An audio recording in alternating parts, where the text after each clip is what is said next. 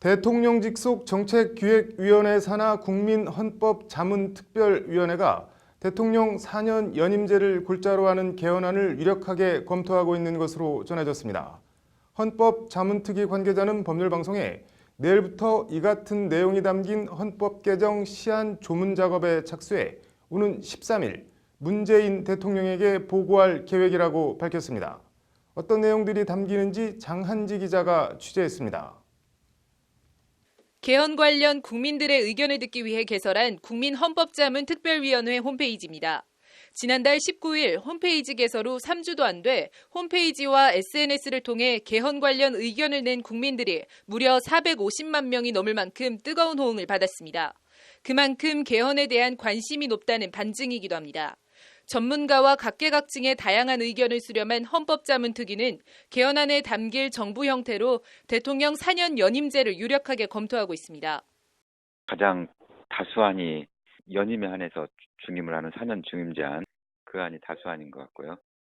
대통령 4년 연임제 개헌은 문재인 대통령의 소신이자 대선 공약이기도 합니다.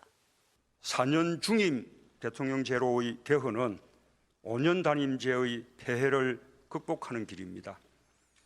긴 호흡의 국정 운영과 장기적 비전의 실행이 가능해집니다. 대통령 연임제는 중간평가 성격의 재선을 통해 국민이 대통령과 정부를 평가할 수 있다는 점, 연임 시 안정적이고 지속적인 국정 운영이 가능하다는 장점이 있습니다. 반면 첫 임기 4년 동안 재선을 통한 포퓰리즘적 국정 운영 유혹에 빠질 우려가 있습니다. 지금도 제왕적이라는 비판을 받는 대통령의 권력이 더욱 비대해질 것이라는 비판도 만만치 않습니다. 이런 비판을 고려해 헌법자문특위는 현재 대통령 직속인 감사원의 독립기구화, 국회 비준 동의를 받아야 하는 조약 대상 확대, 예산 법률주의 명문화를 통한 국회의 예산 통제권 강화 등 대통령 권한은 줄이고 국회의 권능을 키우는 방안도 함께 포함시켰습니다. 무소불위 권력이 됐다는 비판을 받는 검찰에 대한 견제 차원에서 현행 헌법에 규정된 검사의 독점적 영장 청구권 조항 삭제도 적극 검토하고 있습니다. 헌법자문특위는 내일부터 헌법 개정 시안 조문 작업에 들어가 12일까지는 최종안을 확정할 계획입니다.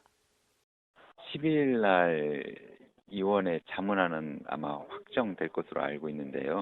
13일 날 정도 보고가 예정돼 있거든요. 안을 공개한다거나 또는 내용을 밝힌다거나 이런 부분은 청와대에 6.13 지방선거와 동시에 개헌 국민투표를 하려면 일정상 이달 하순까지는 개헌안이 발의돼야 한다는 게 헌법자문특위의 설명입니다. 상으로 보면요. 발의, 공고, 국회 의결 이런 과정을 거치려면 이 3월 하순이 가기 전에는 발의를 해야죠. 아마 20일 직후에는 아마 이 발의 결정을 해야 되지 않을까?